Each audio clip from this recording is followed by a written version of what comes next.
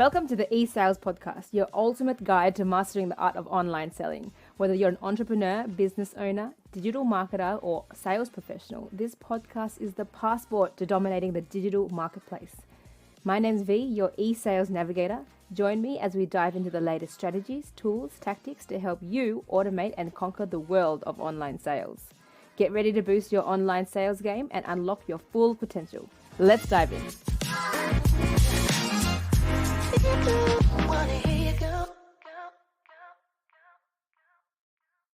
Cierra, I'm so excited to have you on the show today. We are very excited. We're talking all about sales, all about building sales teams, and more importantly, how to build your sales online, specifically through Facebook.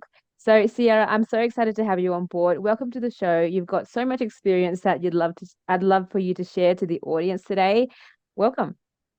Thank you so much. I'm excited to be here. You sound like a powerhouse yourself. So, I think this is going to be a really good call. Yeah, me too. I'm so excited. So look, let's start off with the most boring generic question, right? Around who are you, where have you come from, and how did you get to where you are today, Cierra? Ooh, okay. So I am a I'm just a woman. I'm just a girl from Texas. Like that's where I grew up. I was actually a stay-at-home mom for years. My oldest is about to turn 18 this year, so I have 5 Wow. kids. My husband was in the military for almost 10 years. And then he transitioned out around the time that my son, one of my kids, is a brain tumor survivor. And so the time that we found out he had a brain tumor and we weren't sure what the rest of his life was going to look like, whether he was going to survive it, whether he was going to thrive afterwards, or if we were going to be in and out of hospitals for the rest of, our lives or his life or something like that. And so he transitioned out of the military. The only reason he was able to transition out is because while my son was going through all of that crazy, chaotic stuff in his life, I looked at him and I decided I wanted to build a better life for my kids. And I knew that for them to have that better life, I needed to show them firsthand and start my own business. And so I started that. That was in 2020 when I started my business. We found out about my son's brain tumor in 2019. So it was before the COVID shutdown. And I started my business like right as COVID was shutting everything down. And it wasn't like purposeful. It wasn't because of COVID that I did it, because again, I was a stay-at-home mom earning like $0 per month. Um, it was just because of literally wanting to show my kids firsthand that anything was possible and that if they had big dreams, all they had to do was pursue it with all their might to be able to achieve that. So I did that year and I made $100,000 via selling a high ticket offer on Facebook and within my first 6 months. And then I turned it into a multi 6-figure business in that second year. And we've just been rocking and rolling ever since. I'm in year number 4 of my business now. So it's been great. Oh my goodness, that's insane. You are a powerhouse. I love that. And like good on you for stepping up and showing the world I think that's so important. I can feel the power and the energy that's kind of radiating from you. And it's not just the LED light behind you. I love it. I love it. For anyone who's not watching on video, now you have to go find it to see what she's talking about. Yeah, that's right. That's right. Oh, that's right. So, Sierra, fantastic. Look, you said you started off with just the willpower to start, right? How did you kind of get into building from 0 to 6 figures in the first year? Well, when you say how did I do it, what aspect do you want me to touch on? Because there's so many different avenues I could take with that. Okay. Where do you want to take it? Maybe focus it around um sales, around getting the first sale. Let's start with that. Okay, cool. So I jumped into a program, and if you're like anyone, so if we're talking on the sales side, I always tell people there's 3 different buyer types. There's the first buyer type is the person who's ready to buy right away. That's 15% of the market. That's what most marketing is geared towards, is that 15% of the market. Then there's that second buyer type, which is actually the largest part of the market. It's 61%. They need a little bit more time. Their buying cycle is roughly around like 3 to 6 months. And then the third buyer type is roughly like 6 months to a year. Sometimes it can be 2 to 3 years. And so it's like, we always say like follow up until they're dead or you're dead.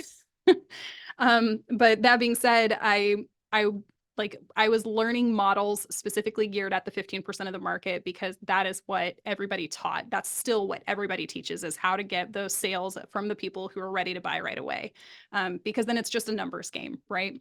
So one of the things that everyone needs to know about that, though, is that 15% of the market who's ready to buy right away, they're kind of desperate for the result. So they're never only buying from you. They're usually having like 2 or 3 other options, whether that's a book or they're finding things free online, which is never as good. But people, for some reason, still think that they can just learn it online and it'll be good. It's a really long and hard road. Don't do that. But we know everyone who's listening to your podcast is smarter than that, right? So at the time, I jumped into a mastermind, and I actually jumped into, so I'd gotten approved for a, what's it called? Not a scholarship, like a grant. I got a grant to go back to school. And I thought that I needed to have a certification that said I was really good at social media marketing. So that's what I went back to school for, was to get a certification to say that I was really good with social media marketing and digital advertising. I got in it. It was literally like, here's how to log into Facebook. Here's how to click this button to add friends. I was like, this is not real. Like, there's no way that I'm paying money to go to school for this. So I spent a couple of grand there, and then I jumped into a video marketing course that one of my friends had just created. And that one was like $500. And then I jumped into this other mastermind that was $10,000. And I had just fixed my credit, and I had just gotten this credit card that had a really high limit, and I wasn't going to use any of it. But then when this opportunity came up, I was like, even if I could learn just how to make the payments, like it would be worth it to put it on credit. If I could learn how to do this online, because nothing else I'd ever done was able to show me how to do it online. So I jumped into this mastermind. It actually had coaching and had support, which I'd never gotten from any of the DIY courses I ever did before. And I didn't make sales in my first month. And I didn't make sales in my second month. But I like, there was this thing that I recognized, is that I jumped into 3 courses at the same time. And then I dropped 2 of them and only pursued the one. And I'll give you one guess which one it was. The high ticket item. Yes, the highest ticket one, because whatever you spend the most money on is obviously going to be the best value, right? So yes, I invested my time in the high ticket one. And then it wasn't until like the last week before my time was up, and it was somebody else inside of the mastermind had jumped on a call with me. Now, granted, I had jumped on 10 other calls before this, not a single one sold. And that 11th call, I didn't even think it was a sales call. I literally just thought we were connecting about the mastermind and like networking. And I jump on the call. He asked me what my offer is. I tell him, he's like, oh, he's like, I have a group. Do you think I could make money with it? And I was like, absolutely, you could. I was like, totally. You have like 2,000 people in there. 100% you could. And he was like, okay, cool. I want your offer.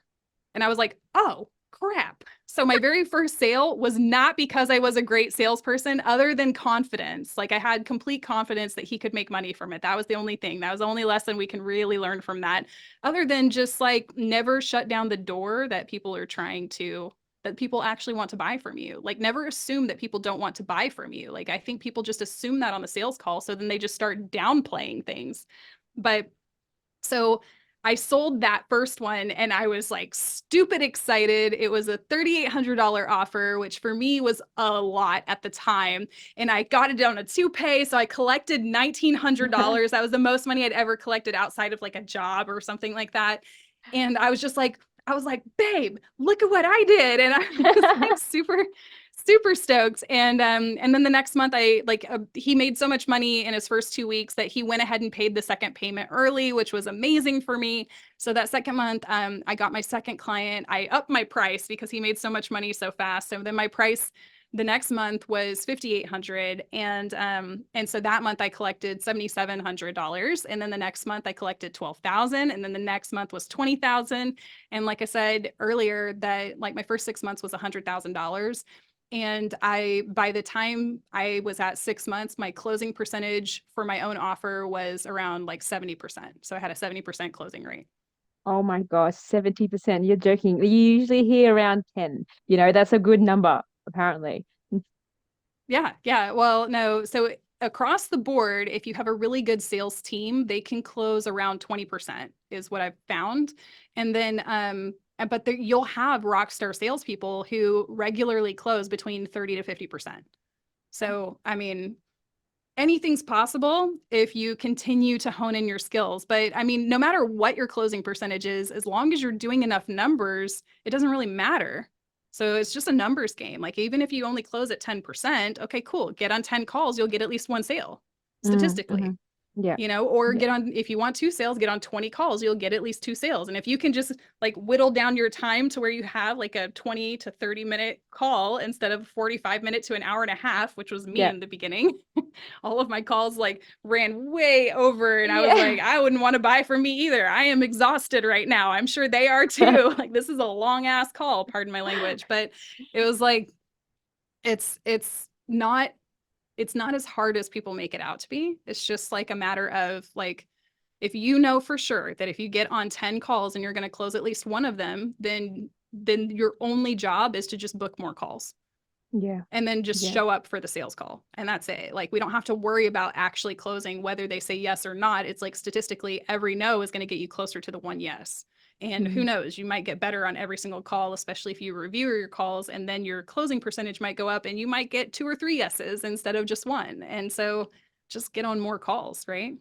Yeah, yeah, of course. I love that so much. It really is just a numbers game. And especially if you kind of take away the fear and the scariness of just getting on one call and just saying, you know what, this is just only one of 10 or one of 20, one of 30, whatever it may be. It makes things a lot more easier because it kind of helps me zoom out, right, on the bigger picture of things, not just focus on So one call. I remember doing that.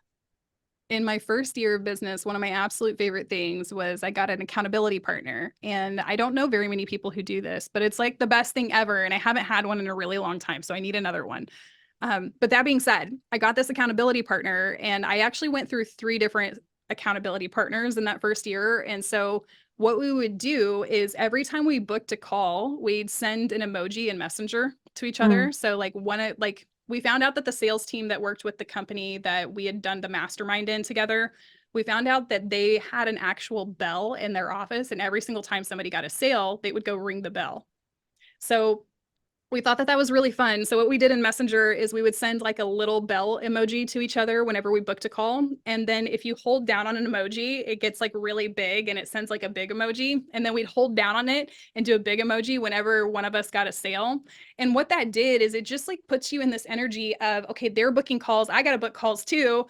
And we're just like trying to rise together, like a rising tide lifts all boats. So we're not trying to compete, but we're saying like, these are my targets. This is what I want to hit. So we're just aiming. And eventually we got to one of my other accountability partners, we talked about bacon. So we yep. would talk about like bringing home the bacon. So we would do little bacon and big bacon for the sales, which was a lot of fun.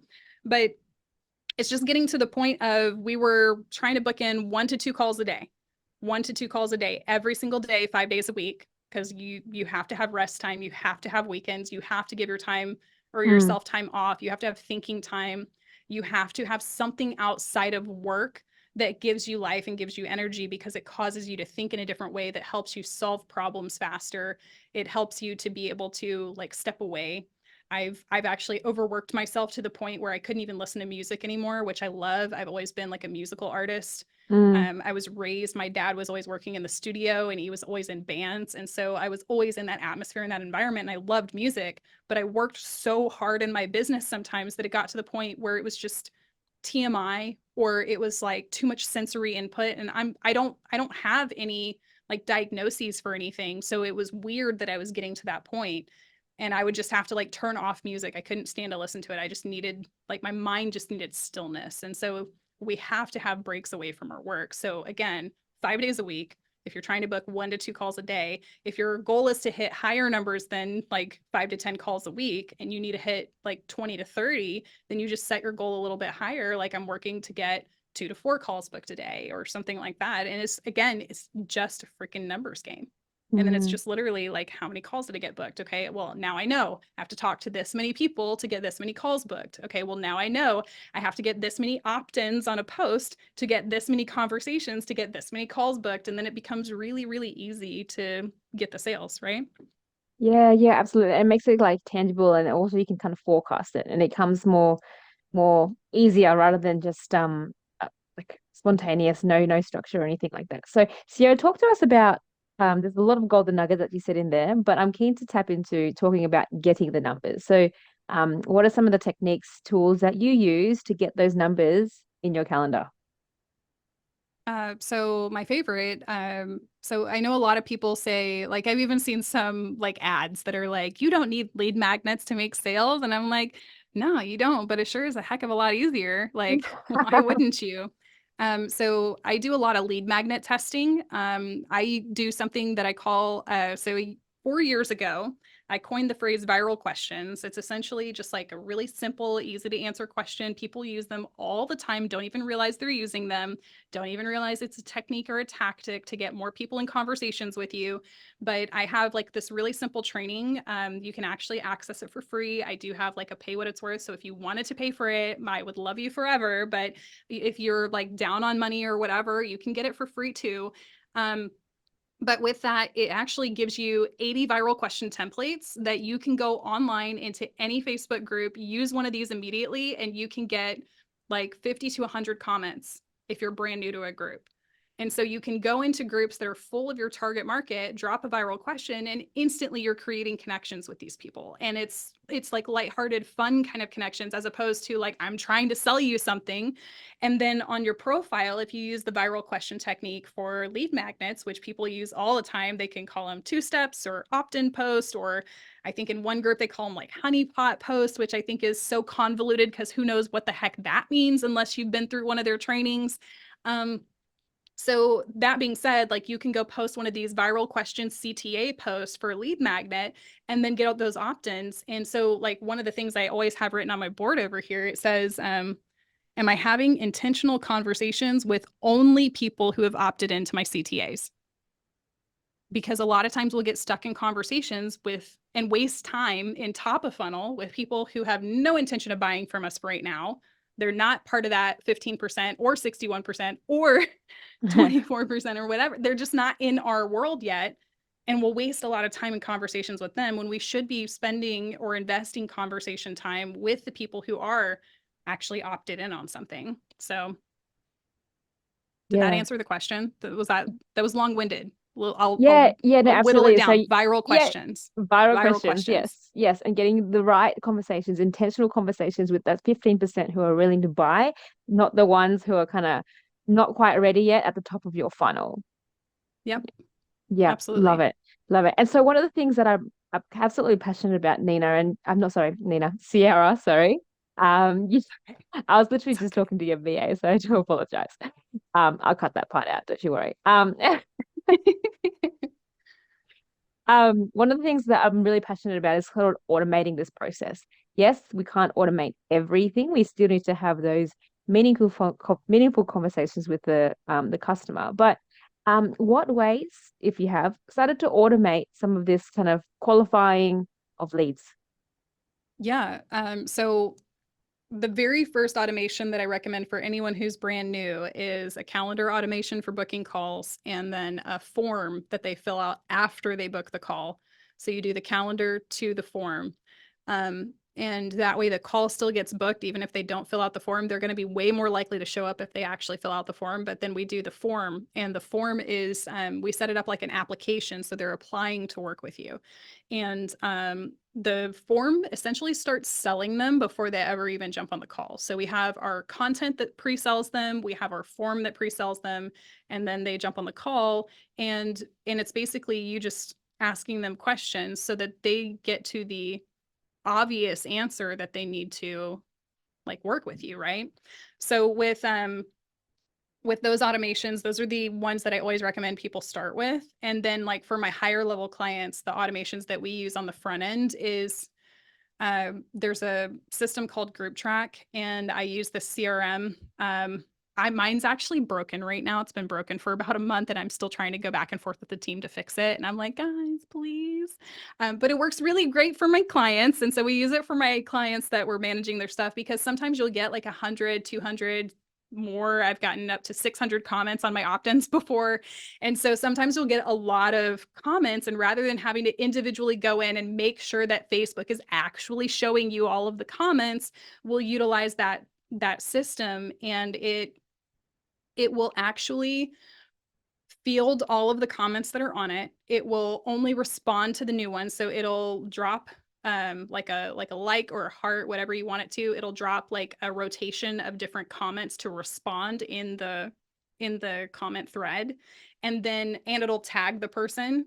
So it tags them, it responds whatever the rotation is of comments that you want to put on it, and then it will also initiate sending them a message to initiate the conversation in Messenger. So it does all of that with a click of a button. And so you set up that automation. I love using that automation because it just makes it so much easier, especially on some of these like lead magnets or on lower ticket offers and stuff like that. You should not be spending a lot of time in conversations with people for a $27 offer. You shouldn't be having any type of conversation. It should be like, hey, here's what it is. Want it? And then they say yes. And you're like, cool, here's the link. Buy it. Whereas, if it's like several $1,000s, maybe it's a conversation. I know several people who actually do high ticket sales through Messenger too. They're far and few in between. There aren't a lot of people who do that successfully, but like essentially if it is a lower ticket offer or if it's a freebie, you shouldn't have to be in a conversation. 100% use automations for that. Yeah, yeah, that's so cool. I have not heard of that tool before. That sounds incredible. And that would really help a lot of time because I notice sometimes when I'm posting, it's like, okay, have I responded to this person? You literally spend like half an hour trying to filter through. And Mm-hmm. gosh, and I guess, time is money, as they say. So if we can try and automate as much as that in the back end, that'd be fantastic. No, so thanks for that, Sierra. I love that. I love automation. That's definitely one way to do it. Are there any other tips and tricks that you might recommend or suggest to the audience, especially those who have just starting?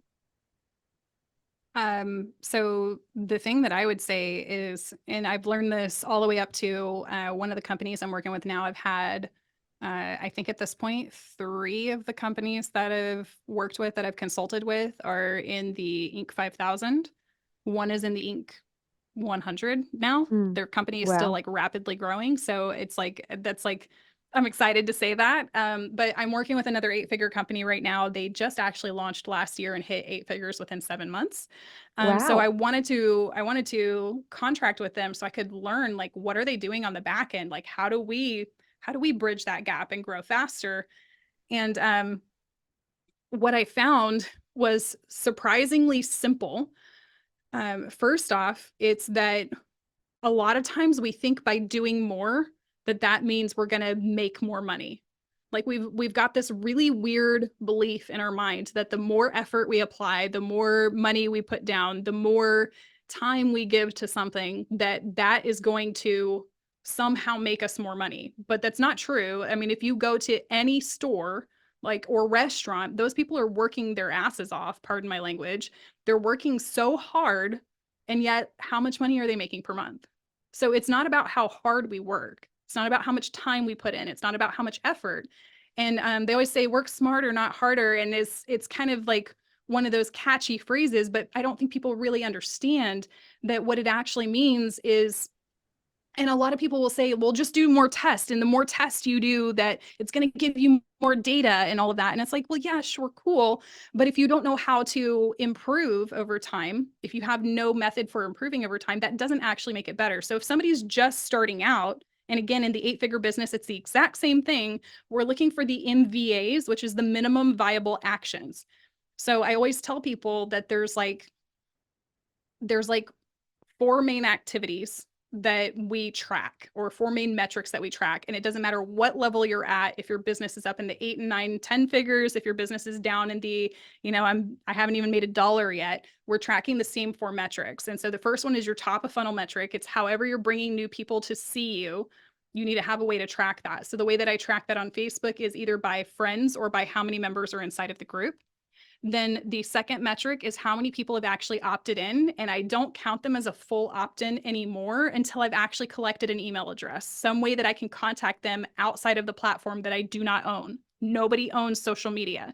So if that's your only way to connect with them, you could lose that the moment that social media either goes away, like with MySpace, and there's several other ones out there that just like disappeared over time, or they could kick you off of the platform and then you have to start over from scratch. So until you actually exchange information with somebody, they're not an official opt-in. So that's number 2.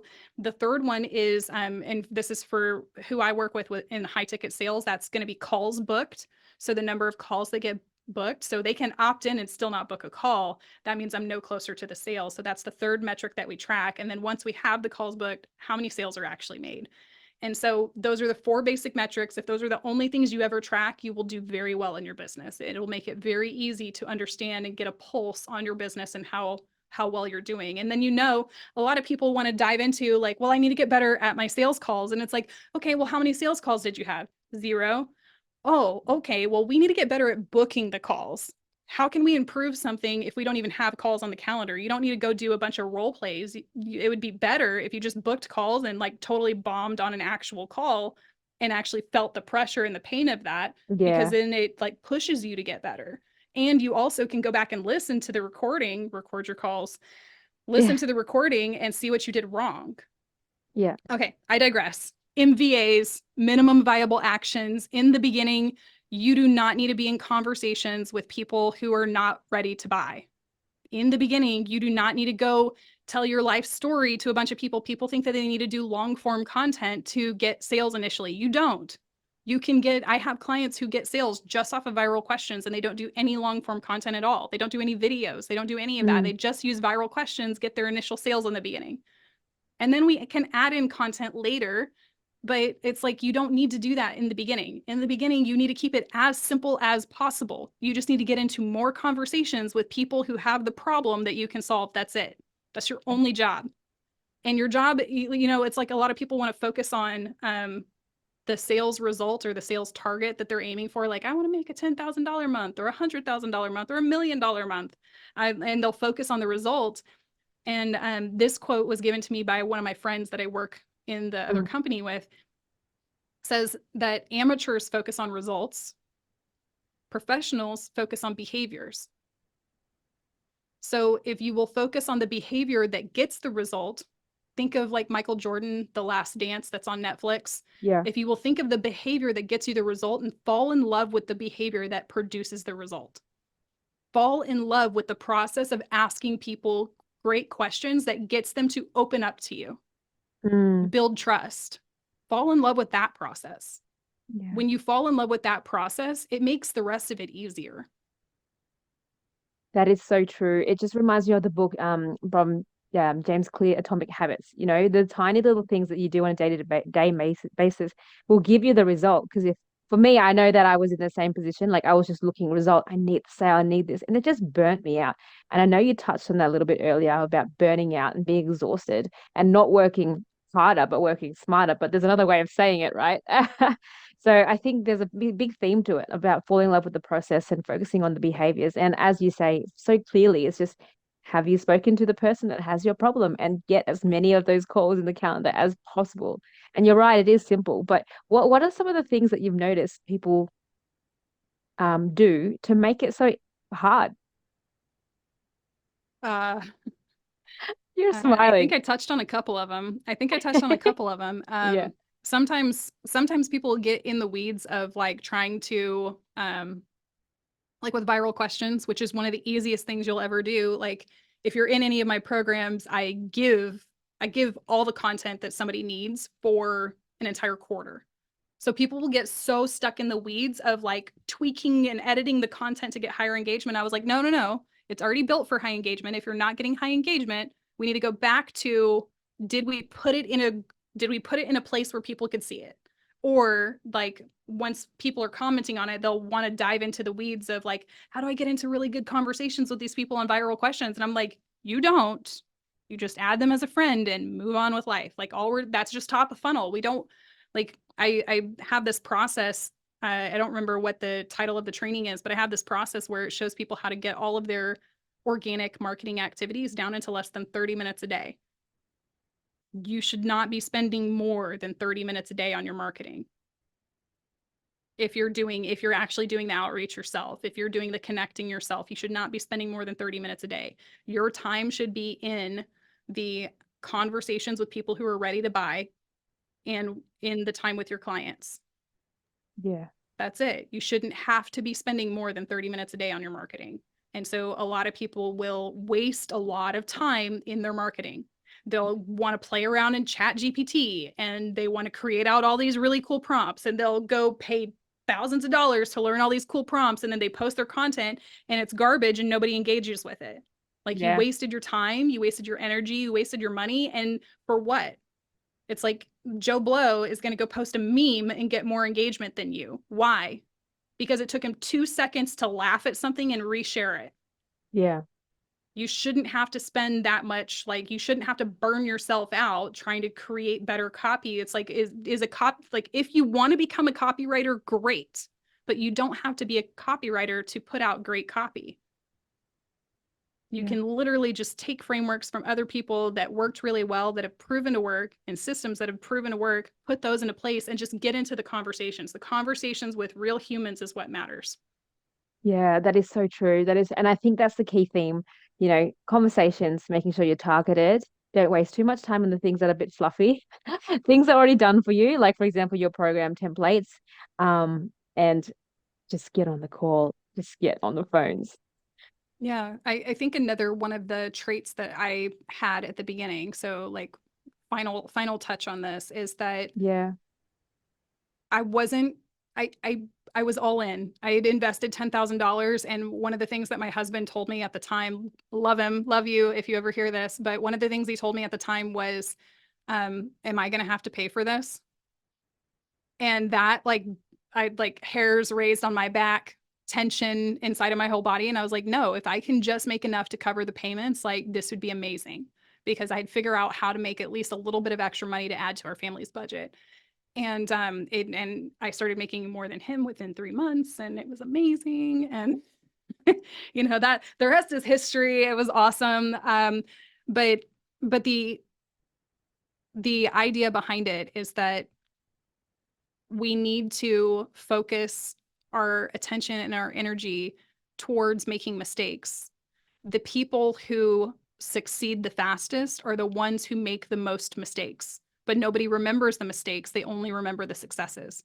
I've made so many mistakes in the last 4 years. I have bombed terribly. I have made $1,000 mistakes, $10,000 mistakes, $30,000 mistakes, but it got me to the point where, we're crossing that 1 million mark in collected revenue for the business. And I would not have gotten there had I not been willing to make mistakes. Yeah. Incredible, Sierra. And so thank you for, sharing that you do make mistakes, right? I think, there's a bit of negative association with making mistakes and, getting out there. So like good on you for kind of taking that leap and just doing it anyway. Because I think that just takes that's in the confidence and the ability to trust yourself. And I love that so much. Yeah, absolutely. One of my first reels that went viral, I said this phrase. I said, the only difference between successful and unsuccessful people is that, like, we're all scared. We all have that in common. But successful people, they're scared. They just do it anyway. Yeah. Yeah. 100%. 100%. So if you were to give the audience one thing, one action to do right now to boost their conversions and boost sales, what would it be?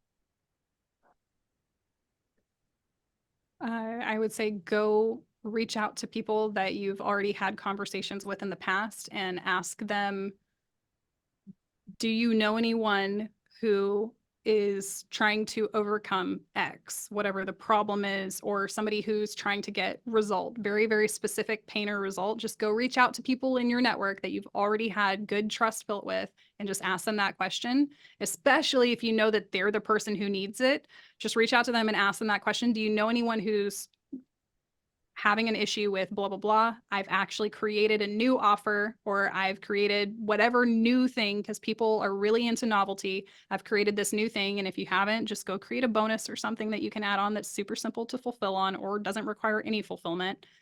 And just say, I've created this new thing that it helps with that. It targets that. And I'm looking for a few people to beta test it. A lot of times people will think beta testing is free, and you just tell them, I'm knocking the price down 80%. So you can say that your price is $10,000 and charge them 2,000, and ta-da, make sales.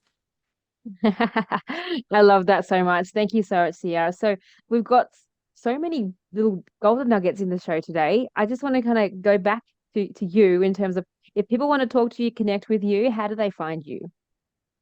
So my name is Cierra. My last name is Lueck. I'm the only one. My website is CierraLueck.com. On there, you can connect with me on all my different socials. The one that I've built the most on is Facebook. So if you want to see like all of the best content, I share freebies and really cool ideas all the time in my content. So you can find me on Facebook for that. But I'm also on all the social platforms. So you can find all of that. And I have like some printables and downloadables and stuff like that on my website. So again, CierraLueck.com is my website. Amazing. Thank you so much. And I'll drop all those links in the description of the podcast. So thank you so much, Cierra. I've had such a good time having a chat with you, and you are a bombshell. I love it. It's so much Thank you. fun. So thank you so much again. And any last words before we close off for the day? If anyone is thinking about how they want to grow their top of funnel, the best way to do it is to be a guest speaker. And if you know anything about sales, you should come on this podcast. Amazing. Thank you so much. All right. Well, thanks, Cierra. Lovely to chat with you, and I'll hope to connect with you again soon. Thank you so much for tuning in. I really appreciate you listening into the show today. And if you did like our content, please like, share, and subscribe to this podcast or this YouTube series so that way we can keep giving you more content and sharing you more knowledge around how to scale your sales online. And if you are wanting to boost your sales online, please sign up to our e-sales school where you will learn to automate and navigate your way around in this digital marketplace. Thank you so much once again. I really appreciate you joining in today. And remember to keep selling, keep having fun, and keep being you.